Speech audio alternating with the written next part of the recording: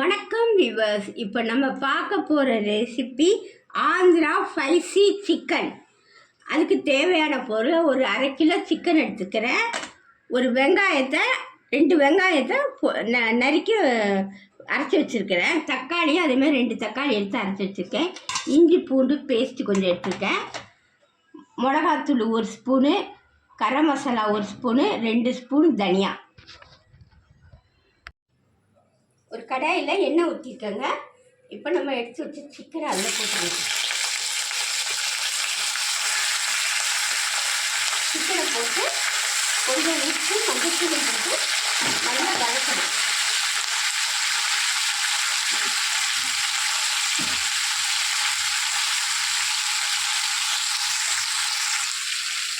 இப்போ கொஞ்சம் உப்பு போட்டுக்கிறேங்க. போட்டு இந்த எண்ணெயிலே கொஞ்சம் வதங்கணும். மஞ்சத்தூள் போட்டுக்கிறேன்.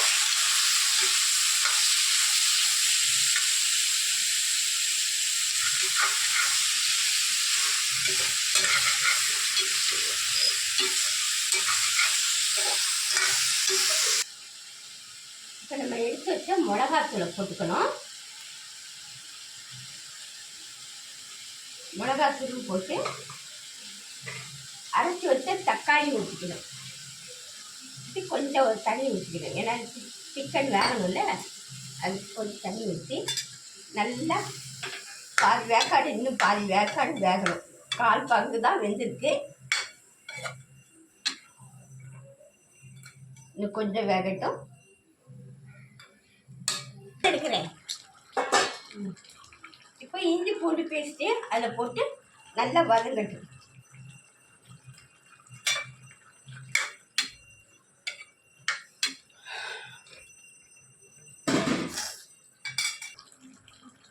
இப்போ நம்ம அரைச்சி வச்ச வெங்காயத்தையும் போட்டுக்கணும். இப்போ தனியாத்தூளும் கரம் மசாலா தூளையும் போட்டுக்கணும். போட்டு நல்லா கிளறி இன்னும் கொஞ்சம் நல்லா வேகட்டும். பச்சை வாசனை எல்லாம் போய் நல்லா கொஞ்சம் செவந்து வரட்டும். கொஞ்சம் தண்ணி வேகிறது, கொஞ்சம் தண்ணி.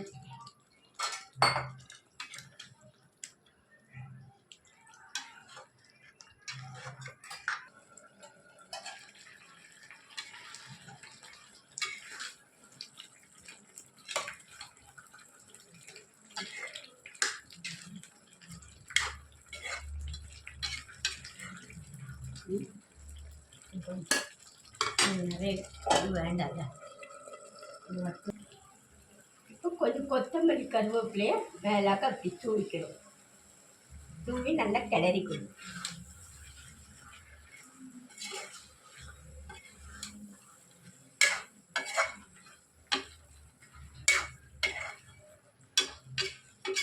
ஒரு 10 நிமிஷம் கிடைக்கட்டும். ஆஃப் பண்ணிட வேண்டியதான்.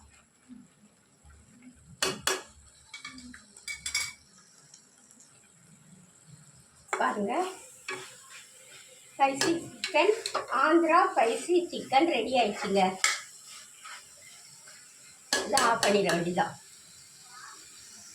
பாருங்க, இந்த ரெசிபி தோசைக்கு தொட்டுக்க, சாதத்துக்கு தொட்டுக்கிறதுக்கெல்லாம் ரொம்ப நல்லாயிருக்கும். இட்லி, தோசை, சாதம், சப்பாத்தி எல்லாத்துக்கும் தொட்டுக்கிறதுக்கு நல்லா இருக்குங்க.